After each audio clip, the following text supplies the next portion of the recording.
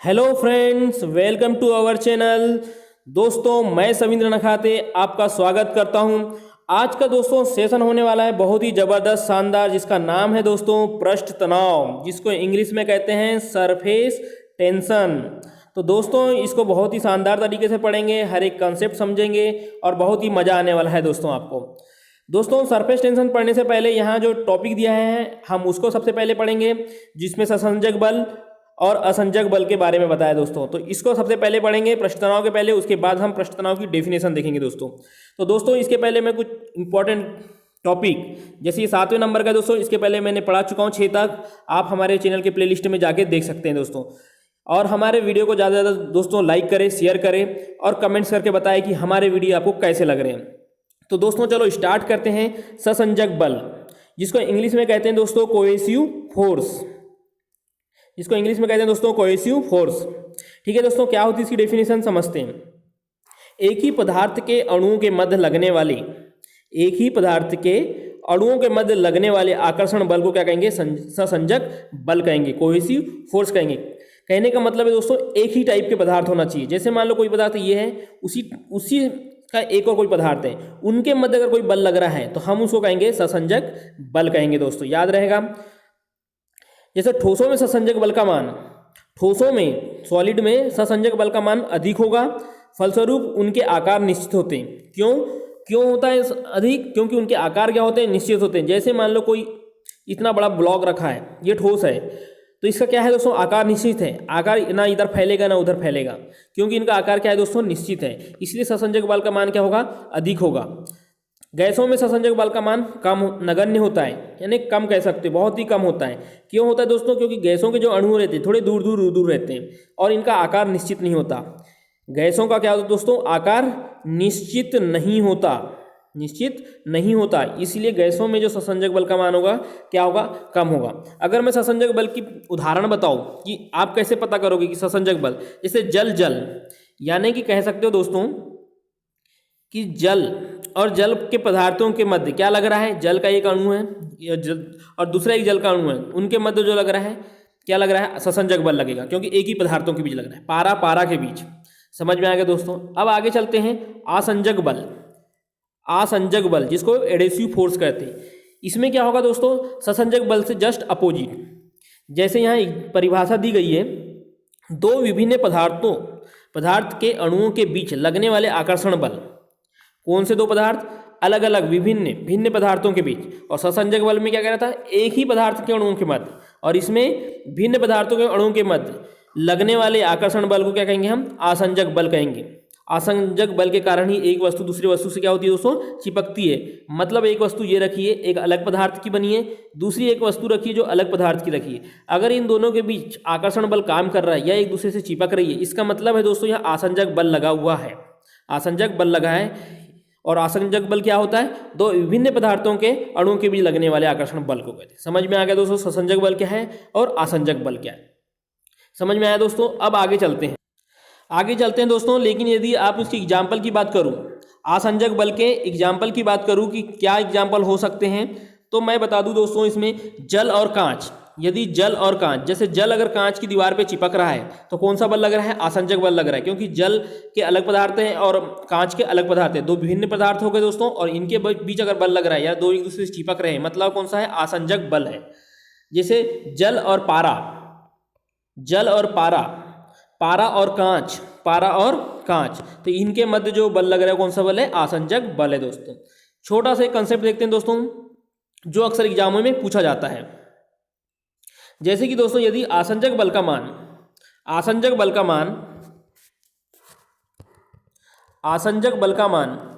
ज़्यादा है ससंजक बल से, आसंजक बल का मान ससंजक बल से ज़्यादा है, तो क्या होता है दोस्तों? पानी कांच पे चिपकेगा। पहली कंडीशन, जो पानी है कांच पे चिपकेगा। इसके उदाहरण देखो, जब आसंजक बल का मान ससंजक बल से ज़्यादा हो तो क्या होगा दोस्तों? पानी जो है कांच पर चिपकता है। पानी पर तेल की बूंद डालने पर वो क्या होती है? पतली फिल्म की भांति पानी की सतह पे क्या होती है? फैल जाती है दोस्तों। ये इसका एग्जाम्पल है। किस कंडीशन में? जब आसंजक बल का मान ससंजक बल से ज़्यादा हो। दूसरा, स्याही से कागज पर लिखने से क्या होते हैं? अक्षर उभर के आते हैं दोस्तों। ये भी एक एग्जाम्पल है। 3 एग्जाम्पल बता चुका हूँ। पानी का कांच पे चिपकना, आसंजक बल का मान ससंजक बल से ज़्यादा है, यही है। दूसरा एग्जाम्पल यह है कि पानी पर तेल डालने पर, जैसे पानी की सतह पर तेल की 2-4 बूंदें डाल दी जाती है दोस्तों, तो तेल क्या होता है, फैल जाता है पानी की सतह के ऊपर, एक यानी एक तैरता हुआ समझ में आता है। तो वो भी है। एक स्याही से कागज पर लिखने पे अक्षर क्या होते हैं, उभरे हुए समझ में आते हैं। समझ में आया दोस्तों। यदि यदि अब आसंजक बल का मान, यदि आसंजक बल का मान ससंजक बल से कम है, ससंजक बल से क्या है, कम है, तब क्या होगा दोस्तों। तब के एग्जाम्पल देखो। कांच की सतह पे पारा नहीं चिपकता। जैसे अगर हम कांच की एक परखनली लिया जाए और उसमें हम पारा डाला जाए तो वो क्या होगा, कांच की सतह पे नहीं चिपक रहा है। इसका मतलब है कि आसंजक बल का मान जो है वो ससंजक बल से क्या है, कम है। दूसरा, तेल में पानी की बूंद डाला जाए, देखो पानी पे तेल की बूंद डाल रहे हैं तो वो सतह पे फैल जा रही दोस्तों। लेकिन यदि हम पानी की बूंद को तेल की सतह पे डाला जाए, तेल रखा है एक, मान लो यदि तेल रखा हुआ है किसी इस पर, यहाँ तेल रखा है और पानी की बूंद जब डाला जाएगा, जब इसमें वाटर डाला जाएगा तो दोस्तों वो क्या होता है, डालने पे वो सिमट कर एक गोल सा वो बन जाता है, बूंद सा बन जाता है। तो इससे समझ में आ जाता है कि यहाँ क्या है, आसंजक बल ससंजक बल से कम है दोस्तों। समझ में आ गया। अब आगे चलते हैं दोस्तों पृष्ठ तनाव, कि पृष्ठ तनाव क्या होता है, उसकी परिभाषा समझते हैं दोस्तों। पृष्ठ तनाव है, पहले जो बुक में दिए दोस्तों उसको समझते हैं, फिर मैं आपको और इजी डेफिनेशन के साथ और अच्छे से समझाऊंगा। इसमें बताया है दोस्तों कि द्रव के स्वतंत्र पृष्ठ में कम से कम क्षेत्रफल प्राप्त करने की प्रवृत्ति होती है। द्रव के स्वतंत्र पृष्ठ में कम से कम क्षेत्रफल प्राप्त करने की प्रवृत्ति होती है, जिसके कारण उसका पृष्ठ सदैव तनाव की स्थिति में रहता है। समझ में आया दोस्तों क्या बोला है, एक बार फिर से देखिए। द्रव के स्वतंत्र पृष्ठ में कम से कम क्षेत्रफल प्राप्त करने की प्रवृत्ति होती है, जिसके कारण उसका पृष्ठ सदैव क्या रहता है, तनाव की स्थिति में रहता है। इसे ही हम क्या कहते हैं, पृष्ठ तनाव कहते हैं। समझ में आया दोस्तों। एक आपको और इजी डेफिनेशन के साथ समझाता हूँ। तो इजी डेफिनेशन क्या है दोस्तों, यदि किसी द्रव का पृष्ठ तनाव उसका वह गुण है, किसी द्रव का पृष्ठ तनाव वह गुण है जिसके कारण उसका स्वतंत्र पृष्ठ संकुचित होकर न्यूनतम क्षेत्रफल घेरने का प्रयास करता है। समझ में आया दोस्तों। द्रव का पृष्ठ तनाव उसका वह गुण है जिसके कारण उसका स्वतंत्र पृष्ठ, जो सामने का जो रहता है द्रव की ऊपरी सतह, उसका स्वतंत्र पृष्ठ संकुचित होकर न्यूनतम क्षेत्रफल घेरने का प्रयास करता है। उसको हम क्या कहते हैं दोस्तों, पृष्ठ तनाव कहते हैं। या आप ये कह सकते हो कि द्रव के पृष्ठ के ऊपर, मान लो कोई जल है, कोई द्रव है, उसके जो ऊपरी सतह है उसके पृष्ठ पर खींची गई काल्पनिक रेखा, उसकी पृष्ठ पर खींची गई काल्पनिक रेखा की एकांक लंबाई पर लगने वाले बल को भी हम क्या कहेंगे दोस्तों, पृष्ठ तनाव कहेंगे। दो डेफिनेशन समझ में आ गई। जैसा कि यहाँ पर भी दिया है कि किसी द्रव का पृष्ठ तनाव वह बल है जो द्रव के पृष्ठ पर खींची गई काल्पनिक रेखा की लंबाई पर रेखा के लंबवत कार्य करता है। या आप कह सकते हो कि काल्पनिक रेखा की लंबाई के एकांक क्षेत्रफल पे क्या कर लगाते हैं, बल लगाते हैं। तो उसको हम क्या कहते हैं दोस्तों, पृष्ठ तनाव कहते हैं। जैसे कि इसका वो देखो, न्यूमेरिकल चीज़ देखा जाए तो क्या बोला है दोस्तों कि एकांक लंबाई है L, मान लो कोई एकांक लंबाई है L, उस पर लग रहा है हम F न्यूटन का कोई फोर्स लगा रहे हैं, तो ये जो होगा F/L, यही कहलाएगा दोस्तों पृष्ठ तनाव। ठीक है दोस्तों। जैसे कि यहाँ दिया हुआ है पृष्ठ तनाव T = F/L, इसका मतलब यही कि उसके काल्पनिक रेखा के एकांक लंबाई पे क्या लग रहा है, बल लग रहा है। समझ में आ गया दोस्तों। अब बात रही उसके मात्रक की, कि मात्रक क्या होगा। तो देखो F क्या दर्शाता है, न्यूटन, और L क्या दर्शाएगा, यानी लंबाई को क्या में मापते हैं, मीटर में। तो मात्रक क्या हो जाएगा, मात्रक हो जाएगा न्यूटन पर मीटर। याद रखना दोस्तों, न्यूटन पर मीटर। एक और चीज़, न्यूटन पर मीटर से क्या याद आ रहा है दोस्तों, जैसे कि हमने दाब पढ़े थे, दाब में क्या था, न्यूटन पर मीटर स्क्वायर, मतलब जो बल लग रहा है किसी क्षेत्रफल पे लग रहा है तो न्यूटन पर मीटर स्क्वायर था। और यहाँ क्या बोला है, न्यूटन मीटर, मतलब नीचे में उसमें क्षेत्रफल दिया था दोस्तों, यहाँ पर एकांक लंबाई पे लग रहा है, इसलिए पृष्ठ तनाव का यूनिट क्या हो जाएगी, न्यूटन पर मीटर, और दाब की क्या हो जाती है, न्यूटन पर मीटर स्क्वायर। ये याद रखिए दोस्तों, कभी भी कंफ्यूजन नहीं होना इसमें। तो दोस्तों याद रहेगा पृष्ठ तनाव का SI मात्रा क्या हो जाएगा, न्यूटन पर मीटर। ठीक है दोस्तों, न्यूटन पर मीटर। अब दिया है दोस्तों एक और चीज़ दिया, जूल पर मीटर स्क्वायर। ये कैसे आया ये देखिए, यहाँ बोला है दोस्तों, द्रव के पृष्ठ क्षेत्रफल में एकांक वृद्धि करने के लिए किया गया कार्य द्रव के पृष्ठ तनाव के बराबर होता है। यानी दोस्तों द्रव के पृष्ठ क्षेत्रफल में एकांक वृद्धि करने के लिए जो कार्य किया जा रहा है वो किसके होगा? पृष्ठ तनाव के बराबर होगा। तो किस में कर रहे हैं? क्षेत्रफल में कर रहे हैं, इसलिए मीटर स्क्वायर। क्या कार्य कर रहे हैं? कार्य मतलब दोस्तों ऊपर पे आ जाता है, तो कार्य अपॉन क्षेत्रफल हो जाएगा। तो क्षेत्रफल का क्या हो जाता है दोस्तों? Metre square. और कार्य की यूनिट क्या है? जूल। क्योंकि मैं कार्य वाला टॉपिक पढ़ा चुका हूं दोस्तों, तो आप देख सकते हैं कि जूल कहाँ से आया, मैं एक चीज बता चुका हूं। तो दोस्तों यहां से इसकी यूनिट क्या हो जाएगी? जूल बटे मीटर स्क्वायर। क्योंकि जो कार्य कर रहे हैं दोस्तों वो एकांक क्षेत्रफल में हो रहा है, इस वजह से जूल पर मीटर स्क्वायर हो जाएगी। अब दोस्तों जो एग्जामों में अधिकतर पूछा जाता है पृष्ठ तनाव से, एक तो उसके उदाहरण पूछे जाते हैं एग्जामों में कि क्वेश्चन, और कुछ ऐसे पूछे जाते हैं जैसे यहाँ दिया है दोस्तों, यहाँ दिया है कि द्रव का ताप बढ़ाने पर पृष्ठ तनाव कम हो जाता है। याद रखना दोस्तों, जो भी द्रव है, जो भी लिक्विड है, अगर हम उसका टेम्परेचर बढ़ा दें तो पृष्ठ तनाव क्या होगा? कम हो जाता है। और क्रांतिक ताप मतलब क्रिटिकल टेम्परेचर पे दोस्तों यह क्या हो जाएगा? शून्य हो जाएगा। कौन शून्य हो जाएगा? पृष्ठ तनाव। ताप बढ़ाने पे पृष्ठ तनाव क्या होगा? कम होगा। और क्रांतिक ताप क्रिटिकल टेम्परेचर पे क्या हो जाएगा? शून्य हो जाएगा। याद रखना दोस्तों, पूछा जाता है एग्जाम्पल में कि द्रव का ताप बढ़ाने पे पृष्ठ तनाव क्या होगा? कम होगा, ज़्यादा होगा, या अपरिवर्तन रहेगा, ऐसा करके पूछा जाता है। या पहले बढ़ेगा फिर घटेगा, या पहले घटेगा फिर बढ़ेगा, ऐसा पूछा जाता है दोस्तों। तो याद रखना हमेशा क्या होता है? कम। कब? जब ताप बढ़ाएंगे तब। ठीक है दोस्तों, एक नोट दिया है दोस्तों, बहुत ही अच्छा है कि घुलनशील नमक मिलाने पे जल का पृष्ठ तनाव क्या होता है? बढ़ जाता है। याद रखना दोस्तों, ये बहुत ही इंपॉर्टेंट है कि जो भी नमक है, घुलनशील नमक मिलाएंगे हम जल पर, तो उस जो जल का जो पृष्ठ तनाव है वो क्या होगा? बढ़ जाएगा। और ताप बढ़ाने पे घट जाता है। और ये नमक को मिलाया जा रहा है, घोल मिलाया जा रहा है, तो क्या हो रहा है? उसका पृष्ठ तनाव बढ़ जा रहा है। ठीक है दोस्तों, अब आगे चलते हैं बहुत ही इंपॉर्टेंट टॉपिक पे दोस्तों, जिसका नाम है केशिकत्व। केशिकत्व को इंग्लिश में कहते हैं दोस्तों कैपिलरिटी। ये क्या होता है दोस्तों? ये दैनिक जीवन में भी आपको देखने को मिलेगी। इसकी एग्जाम्पल जब मैं कराऊंगा तो आपको सब कुछ समझ में आ जाएगा। दोस्तों इसको समझते हैं। केस नली यानी कैपिलरी ट्यूब एक खोखली सी नली होती है दोस्तों, एक ऐसी खोखली नली जिसकी त्रिज्या क्या होती है? बहुत कम, और एक समान होती है। एक तो बहुत ही त्रिज्या क्या होगी? इसकी कम होगी, और एक समान होगी, उसको हम क्या कहते हैं? केस नली कहते हैं दोस्तों। अब क्या होता है, तो समझ में आया दोस्तों क्या है कि एक खोखली नली होती है और एक समान होती है, त्रिज्या क्या होती है? इसकी कम होती है। अब दोस्तों यहाँ दिया है कि केस नली में द्रव का ऊपर चढ़ने और नीचे दबने की घटना को हम क्या कहते हैं? कैपिलरिटी कहते हैं, यानी केशिकत्व कहते हैं। इस घटना को कहते हैं दोस्तों, किस घटना को? एक कैपिलरी ट्यूब में द्रव के ऊपर चढ़ने और नीचे उतरने की जो घटना होती है उसको हम क्या कहते हैं? केशिकत्व कहते हैं। द्रव के केस नली के ऊपर चढ़ना और नीचे गिरने का कारण क्या है? द्रव का पृष्ठ तनाव है। दोस्तों ये इंपॉर्टेंट है कि पृष्ठ तनाव ही के कारण ही केस नली में द्रव के ऊपर चढ़ना और नीचे उतरने की घटना होती है, और जो घटना को हम केशिकत्व कहते हैं, और किस कारण होती है? द्रव के पृष्ठ तनाव के कारण होती है। समझ में आया दोस्तों? देखिए इसके आगे, किसी सीमा तक द्रव केस नली पर चढ़ता है या उतरता है, यह केस नली की त्रिज्या पर निर्भर करता है दोस्तों।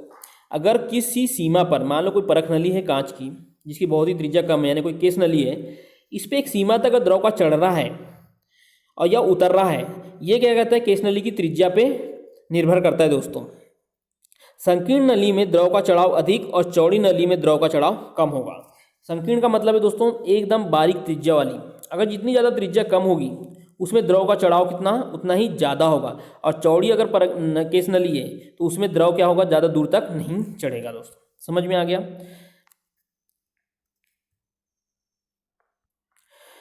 और दोस्तों यदि सामान्यतः जो द्रव कांच को भिगोता है वह केस नली के ऊपर चढ़ जाता है, और जो द्रव की कांच को नहीं भिगाता वह नीचे दब जाता है। क्या होता है दोस्तों? जो कांच को भिगा लिया, मान लो कोई केस नली कांच की केस नली है, इसमें अगर द्रव उसको भिगो रहा है, कांच को भिगो रहा है, मतलब वो कहाँ जा रहा है? ऊपर चढ़ रहा है। और जो द्रव नहीं भिगा पाता मतलब वो ऊपर नहीं चढ़ पाएगा। ठीक है दोस्तों, जैसे कि यहाँ एग्जाम्पल दिया है, उदाहरण दिया है कि जब केस नली को पानी में डुबोया जाता है, मान लो कोई केस नली को हम पानी में डुबा रहे हैं, तो पानी ऊपर चढ़ जाता है, पानी कहाँ चढ़ेगा दोस्तों, ऊपर तक आ जाता है। डूबा जाता है तो पानी ऊपर चढ़ जाता है और पानी की सतह केस नली के अंदर धस जाती है। पानी की जो सतह है वो केस नली के अंदर धस जाती है, अंदर धस जाती है दोस्तों। और पानी केस नली के अंदर धस जाती है, जिसके स्पर्श कोण न्यून कोण होता है। जो इसका स्पर्श कोण होगा, मैं आपको बहुत अच्छा भी डायग्राम दे के समझाऊंगा दोस्तों कि ये स्पर्श कोण में कैसे क्या कंडीशन बनती है कि न्यून कोण कहाँ हो रहा है, अधिक कोण कहाँ हो रहा है और कहाँ एंगल नहीं बनेगा, ये मैं आपको बताऊंगा। अभी मैं इसके अकॉर्डिंग बता दे रहा हूँ दोस्तों आपको कि जब अगर पानी को, परख नली को किसी जल में डुबाया जाता है तो पानी ऊपर चढ़ जाएगा और यहाँ जो उसकी सतह है, पानी की सतह है, वो अंदर धस जाएगी। तो इसमें जो कोण बनता है दोस्तों, जो स्पर्श कोण बनता है वो क्या बनेगा, न्यून कोण बनेगा। क्या बनेगा, न्यून कोण बनेगा। इसके विपरीत जब केस नली को पारे में डुबाया जाता है, अभी काय में डुबाए थे, पानी में, अब उसको पारे में डुबाया जाता है। इसी केस नली को जब पारे में डुबाया जाता है तो पारा केस नली के बर्तन में रखे पारे की सतह के नीचे ही रहता है। यानी पारा क्या होता है दोस्तों, इसमें चिपक नहीं पाता, ऊपर चढ़ नहीं पाता, तो क्या होता है वो नीचे की सतह पे ही रहता है और केस नली पारे की सतह पे एक उभरा हुआ भाग बना देता है। और इसमें जो स्पर्श कोण होगा वो क्या रहेगा दोस्तों, अधिक कोण रहेगा। क्वेश्चन कैसे पूछेगा दोस्तों एग्जाम में कि जब केस नली को पारे में डुबाया जाता है तो स्पर्श कोण कैसा रहेगा, तो आपको बताना है अधिक कोण रहेगा। जब केस नली को जल में डुबाया जाता है तो स्पर्श कोण कैसा रहेगा, न्यून कोण रहेगा दोस्तों। ये आपको जब पूछेगा तो आपको ये बताना है। समझ में आया दोस्तों। अब आपको मैं बताता हूँ एक डायग्राम के माध्यम से कैसे उसका भाग उभरा रहता है, कैसे धंसा रहता है, कैसे अधिक कोण बनेगा और कैसे न्यून कोण बनेगा। तो दोस्तों देखो, सबसे पहले मैं आपको बता रहा हूँ दोस्तों कि यदि हम केस नली को एक वाटर में डुबा रहे थे तो दोस्तों क्या हो रहा था, केस नली में क्या होगा, पानी ऊपर चढ़ेगा। इसका जो तल रहेगा क्या होगा, पानी ऊपर चढ़ेगा। पहली कंडीशन कब, जब हम नली को काय में डुबा रहे हैं, पानी में डुबा रहे हैं। तो इस कंडीशन में क्या होगा दोस्तों कि पानी ऊपर चढ़ेगा। और यहाँ दोस्तों, यहाँ जो रहेगा, यहाँ सतह पर, ये सतह क्या होगा, अंदर की ओर धंसा रहेगा। इसको कहते हैं दोस्तों अवतल। पूछता है कि केस नली में अवतल की स्थिति कब आएगी दोस्तों, जब केस नली को पानी में डुबाओगे और जो एंगल बनेगा, स्पर्श कोण लेस देन 90 बनेगा। मतलब 90 से छोटा कोण क्या होता है, हमेशा न्यून कोण होता है दोस्तों। 90 डिग्री से बड़ा कोण अधिक कोण होता है, तो लेस देन 90 रहेगा। समझ में आ गया पहली कंडीशन कि जब नली को द्रव में डुबाया जाता है तो पानी परख नली केस नली के ऊपर चढ़ेगा, उसकी सतह अंदर धसी हुई रहेगी, जिसको अवतल कहते हैं। और स्पर्श कोण रहेगा, स्पर्श कोण न्यून कोण रहेगा। ठीक है दोस्तों। दूसरी कंडीशन, जब हम केस नली को पारे में डुबाया जाएगा, तो वो ऊपर नहीं चढ़ेगा, वो कहाँ होता है, नीचे उतरता है। तो जो ये सतह बनेगी, ये कैसी बनेगी, उत्तल बनेगी। कैसे सतह बनेगी, उत्तल बनेगी। एग्जाम में पूछा जाएगा कि उत्तल सतह कब बनेगी, जब केस नली को पारे में डुबाया जाएगा। एंगल कैसा बनेगा, ग्रेटर देन 90, यानी 90 डिग्री से बड़ा बनेगा, जिसको हम अधिक कोण कहते हैं। और इसमें स्थिति कैसी रहेगी पारे की, वो नीचे उतरती हुई रहेगी। समझ में आ गया दोस्तों। तीसरी कंडीशन क्या होगा दोस्तों कि यदि कोई जल लेते हैं हम, यहाँ कोई जल है और जो केस नली है वो कांच की ना होकर क्या है, काय की है, सिल्वर की है। कांच की ना होकर काय की है, केस नली सिल्वर की है। जब केस नली सिल्वर की रहेगी तो इसमें दोस्तों कुछ परिवर्तन नहीं होगा, ना ही ये जल ऊपर चढ़ेगा, ना ही यह नीचे उतरेगा, ये सपाट रहेगा। इस कंडीशन में क्या रहेगा, सपाट रहेगा। और डिग्री कौन सा कोण बनेगा, 90 डिग्री का कोण बनेगा। तो समझ में आएगा दोस्तों, अधिक कोण केस नली को पारे में डुबाया जाता है, न्यून कोण जब केस नली को जल में डुबाया जाता है, और जब सिल्वर केस नली को जल में डुबाया जाता है तो थीटा बराबर 90 डिग्री। इसमें कोई अवतल उत्तल कंडीशन नहीं बनेगा। समझ में आ गया दोस्तों। अब आगे देखते हैं। तो दोस्तों अब हमारे सामने है केशिकत्व के उदाहरण, कैपिलरिटी के एग्जाम्पल। तो दोस्तों एग्जाम्पल ही एग्जामों में अधिकतर पूछे जाते हैं। तो कैसे क्या आते हैं दोस्तों, चलो देखते हैं। पहला दिया है दोस्तों ब्लॉटिंग पेपर।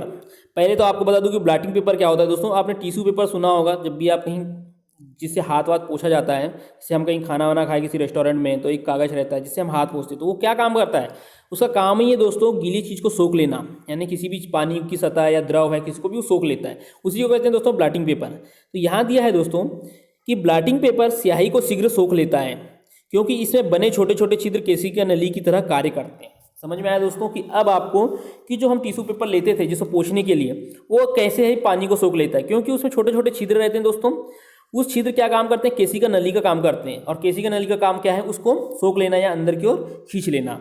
समझ में आ गया दोस्तों। दूसरा एग्जाम्पल देखिए आप, लालटेन या लैंप की बत्ती में केशिकत्व के कारण तेल ऊपर चढ़ता है। दोस्तों पहले एक लालटेन हुआ करता था, अभी भी कई घरों में आपको देखने मिलेगा।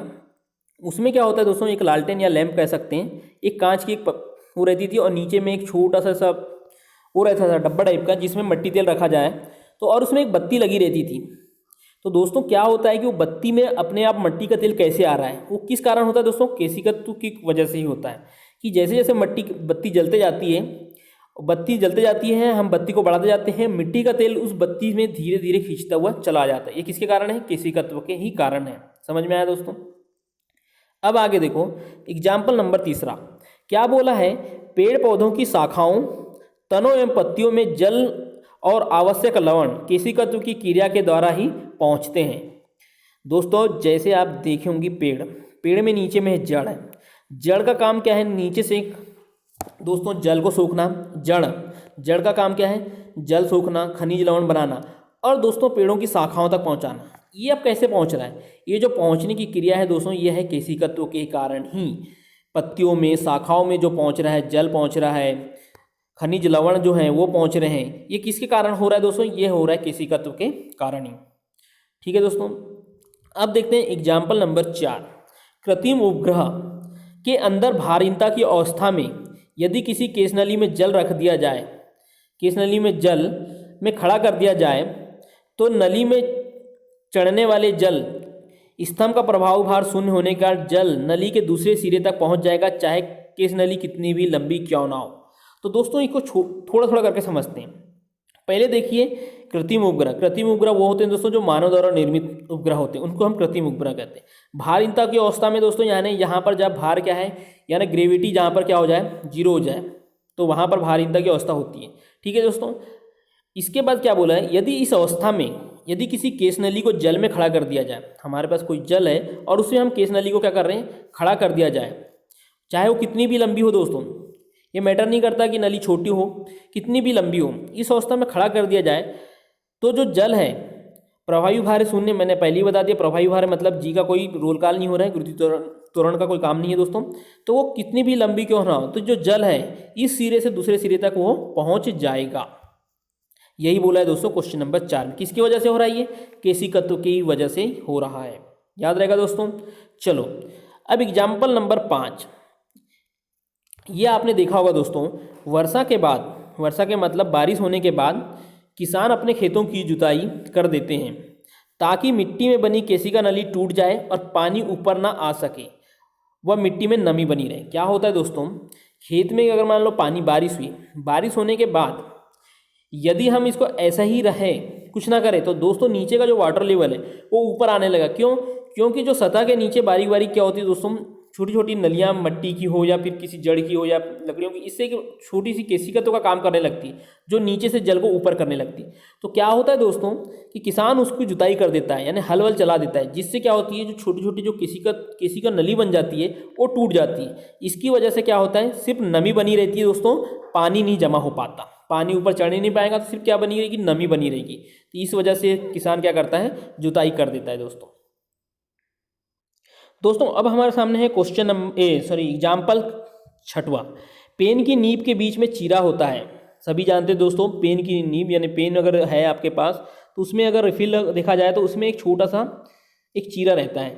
वो क्या होता है दोस्तों, इसमें छोटा सा बारीक केशनली बन जाती है, केशनली द्वारा स्याही नीब की नोक तक चढ़ जाती है। आपने देखा होगा दोस्तों, रिफिल देखा होगा जो पेनों में रहती है, उसमें एक नीब लगाया जाता है, ऊपर से तो नुकीली रहती है और अंदर साइड से एक बारीक सा रहता है दोस्तों छेद। वो किस वजह से वहाँ स्याही पहुँच रही है, वो होती है दोस्तों केशनली की वजह से। जिसकी वजह से, केशनली की वजह से ही वो क्या होता है, नीब तक स्याही पहुँच जाती है और हम आसानी से लिख पाते हैं। ठीक है दोस्तों। अब देखिए उदाहरण नंबर 7, केशिकत्व क्रिया के कारण ही कॉफ़ी पाउडर का जल में बहुत ही शीघ्र से घुल जाता है। तो दोस्तों इसको समझते हैं। अगर हमने एक मान लो एक हमने गिलास पानी लिया, अब हमें इसमें कॉफ़ी पाउडर मिलाना है, तो कॉफ़ी पाउडर क्या होगा दोस्तों, एक चूरा फॉर्मेट में रहेगा, यानी पाउडर फॉर्म में रहेगा। तो उसमें दोस्तों छोटे छोटे, यानी अगर एक चम्मच लिया जाए तो उसमें कहीं ना कहीं क्या रहेगा, छोटे छोटे छिद्र बने रहते हैं। ऐसा तो नहीं कि पूरा प्लेन है, चिपका हुआ रहता है, नहीं। अगर हम किसी भी कॉफ़ी पाउडर के डब्बे से निकालें तो उसमें क्या होता है, छोटे छोटे हवाएं भर जाती है। जैसे ही हम उसको पानी में मिलाएंगे दोस्तों तो वो बहुत ही जल्दी मिल जाता है। क्यों? क्योंकि वो जो चम्मच में जब हमने कॉफ़ी पाउडर लिए तो उसमें क्या होगा कि एक केसनली के द्वारा बनी जाती है, जिससे वो पानी आसानी से उनके अंदर चले जाता है और वो जल्दी से जल में क्या होती है दोस्तों, घुल जाती है। तो समझ में आया दोस्तों। अब हमारे सामने आगे जो एग्जाम्पल दिए दोस्तों, ये जो 7 के बाद जो एग्जाम्पल दिए, जो एरो के चिन्ह लगे हुए हैं, ये सारे एग्जाम्पल हैं दोस्तों पृष्ठ तनाव। बुक में दोस्तों पृष्ठ तनाव के बाद एग्जाम्पल ना देखें, इसने बाद में एग्जाम्पल दिया है, तो हम समझते हैं पृष्ठ तनाव के एग्जाम्पल। अभी तक हमने 1 से 7 तक जो एग्जाम्पल देखे वो केशिकात्व के थे दोस्तों। अब हम जो एग्जाम्पल देखेंगे वो काय के हैं, पृष्ठ तनाव के। ठीक है दोस्तों, चलो देखते हैं एग्जाम्पल नंबर पहला। पतली सुई पृष्ठ तनाव के कारण ही पानी पे तैरती है। तो दोस्तों एक आपको समझाता हूँ। आपने कभी ये देखा होगा, एक कप चाय लिए, आपने एक कप चाय लिए और काफ़ी देर उसको रखे, आपने चाय पिए नहीं दोस्तों, उसको रखे, तो आप देखोगे कि कप की एक सतह पर, चाय की जो ऊपरी सतह पे एक पतली सी लेयर बन जाती है, पतली सी लेयर बन जाती है। अगर आप उस सतह पे कुछ भी रख दो, छोटा सा यानी कीड़ा गिर गया हो या कुछ भी हो जाए, तो वो उसके ऊपर रह जाता है, वो चाय में नहीं डूब सकता। क्यों नहीं डूबता दोस्तों? क्योंकि जो पतली सी लेयर जो बनी है चाय के ऊपर, जो पतली सी लेयर जो बन जाती है, कब बनती है, जब चाय ठंडी हो रही हो। तो वो क्या है दोस्तों, वो पृष्ठ तनाव है।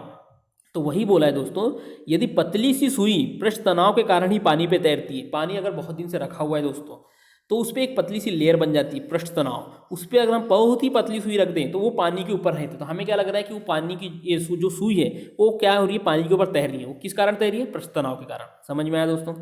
अब चलते हैं एग्जाम्पल नंबर 2 पर। साबुन, डिटर्जेंट आदि जल पृष्ठ तनाव को कम कर देते हैं, अतः वे मैल की गहराई तक चले जाते हैं, जिससे कपड़ा ज़्यादा साफ हो जाता है।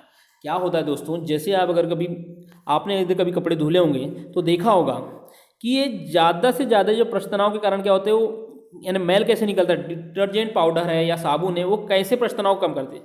क्या होता है दोस्तों, ये होते हैं कठोर मृदु जल और कठोर जल होता है दोस्तों।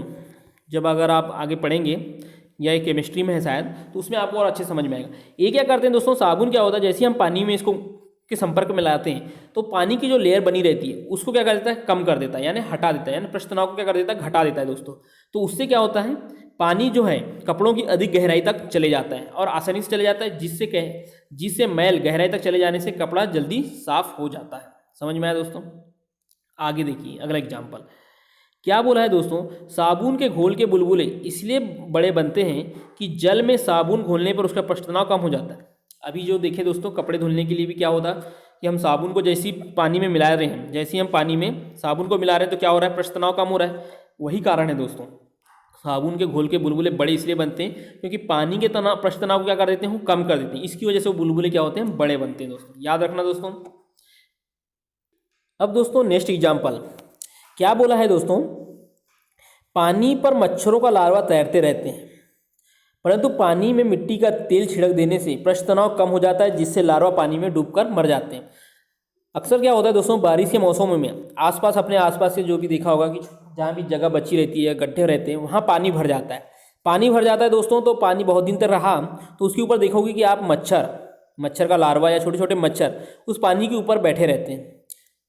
तो ये सोचने वाली बात रहती है कि दोस्तों वो कैसे बैठ जाते हैं। तो मैंने आपको जैसे सुई बताया था दोस्तों कैसे पानी के ऊपर तैरती है, तो उसी की वजह से, वो किसकी वजह से है, वो पृष्ठ तनाव के कारण है। तो दोस्तों वहाँ क्या होते हैं, मच्छर लोग जो रहते हैं वो अंडे दे देते हैं, या जो उनका लार्वा रहता है वो मच्छरों की संख्या को बढ़ाने का काम करता है दोस्तों। तो क्या होता है, हाँ, इनको कम करने के लिए हम क्या करते हैं, उस जो छोटे छोटे गड्ढे हैं जिनमें पानी भरा हुआ रहता है, हम उसमें मट्टी का तेल छिड़क देते हैं दोस्तों। मट्टी का तेल छिड़कने से क्या होता है, पृष्ठ तनाव कम होता है। जैसे ही पृष्ठ तनाव कम होगा तो मच्छर अब उस पर नहीं बैठ पाएंगे दोस्तों, वो डूब जाते हैं, वो पानी में डूब जाते हैं। तो यही कहते हैं दोस्तों कि तेल छिड़क देने से पृष्ठ तनाव कम हो जाता है और जिससे लार्वा पानी में डूबकर मर जाते हैं। किसका है एग्जाम्पल है दोस्तों, ये पृष्ठ तनाव को ही कम कर देता है। क्या काम कर रहा है, मट्टी का तेल केरोसिन जो क्या कर रहा है, पानी के पृष्ठ तनाव को कम कर देता है दोस्तों, जिसकी वजह से मच्छर जो है, लार्वा जो है, पानी में डूब जाता है। अब इसके बाद दिया है दोस्तों एग्जाम्पल, बहुत ही अच्छा एग्जाम्पल है कि गर्म सूप स्वादिष्ट लगता है क्योंकि गर्म द्रव का पृष्ठ तनाव कम हो जाता है और जीभ के ऊपर सभी भागों में अच्छी तरह फैल जाता है। तो समझते हैं दोस्तों, जैसे कि हम क्या होता है, कभी भी बाहर खाने जा रहे हैं या घर पे खाना खा रहे हैं, हम क्या कहते हैं, थोड़ा गर्म ही होना तो हमें अच्छा स्वाद आता है। क्यों होता है दोस्तों? क्योंकि जैसे ही हम गर्म खाने को अपनी जीभ पे डालते हैं तो जीभ बहुत, यानी हम बहुत देर से खाना खाए नहीं रहते दोस्तों, तो क्या होता है कि वो एक लेयर सी बन जाती है हमारी जीभ पर, जो पृष्ठ तनाव बन जाता है। जैसे ही हम गर्म खाना डालते हैं तो गर्म की वजह से क्या है दोस्तों, पृष्ठ तनाव क्या हो जाता है, कम हो जाता है। तो जो खाना है उसका जो स्वाद है वो पूरी तरीके से फैल जाता है पूरी जीभ पर, तो जिससे हमें बहुत ही ज़्यादा स्वादिष्ट लगता है। तो इसलिए कहते हैं दोस्तों गर्म सूप जो है ज़्यादा स्वादिष्ट लगता है ठंडे सूप की कंपेयर में। क्यों? क्योंकि वो पृष्ठ तनाव को क्या करता है, कम कर देता है। तो समझ में आया दोस्तों। एक और एग्जाम्पल दोस्तों, कभी आपने देखा होगा कि कभी आप घर पे शेविंग कर रहे हो या दाढ़ी वाड़ी बना रहे हो, तो क्या होता है दोस्तों, जैसे एक प्लेट है और दाढ़ी का जो ब्रश है, जैसे ही हम क्या करते हैं कि जैसे ही उस दाढ़ी के ब्रश को बनाते बनाते हम जैसे उसको पानी में डालते हैं, तो क्या होता है कि जो शेविंग करते समय जो बाल रहते हैं बारीक बारीक, वो ब्रश पे चिपक जाते हैं, पानी से निकालने के बाद चिपक जाते हैं दोस्तों। लेकिन किस वजह से चिपक रहे हैं? पृष्ठ तनाव के कारण, क्योंकि छोटी सी लेयर बन जाती है पानी के ऊपर जो उस ब्रश पे, जो दाढ़ी बनाने वाले ब्रश पे चिपक जाती है, तो वो बाल भी साथ में चिपक के जाते हैं। लेकिन यदि हम उस पानी में थोड़ा सा निरमा या साबुन का थोड़ा सा घोल मिला के डाल दिया जाए, तो उससे क्या होगा दोस्तों, वो बाल नहीं चिपकेंगे। क्यों? क्योंकि वो पृष्ठ तनाव को क्या कर देते हैं, कम कर देते हैं, जिसकी वजह से जैसे ही हम दाढ़ी बनाने वाला ब्रश को जैसे ही डुबाएंगे तो वो पृष्ठ तनाव कम रहेगा, तो वो बाल चिपक के नहीं आते। और चिपक के आते हैं तो किस कारण? पृष्ठ तनाव के कारण दोस्तों। तो समझ में आया दोस्तों। तो ये जो एग्जाम्पल थे हमारे सामने, ये थे पृष्ठ तनाव के। और अभी हमने कुछ केशिकत्व के देखे जो बहुत ही इंपॉर्टेंट है दोस्तों। एग्जाम्पल हमेशा काम आते हैं दोस्तों, हमेशा एग्जामों में पूछे जाते हैं। तो दोस्तों आप हमारे वीडियो कैसे लग रहे हैं आप कमेंट करके बता सकते हैं। लाइक करें, ज़्यादा से ज़्यादा शेयर करें दोस्तों। यदि आपने हमारे चैनल को सब्सक्राइब नहीं किया है तो दोस्तों सब्सक्राइब कर लीजिए। तो ये रहे दोस्तों पृष्ठ तनाव और केशिकत्व के लेक्चर, बहुत ही ज़बरदस्त तरीके। ठीक है दोस्तों, धन्यवाद।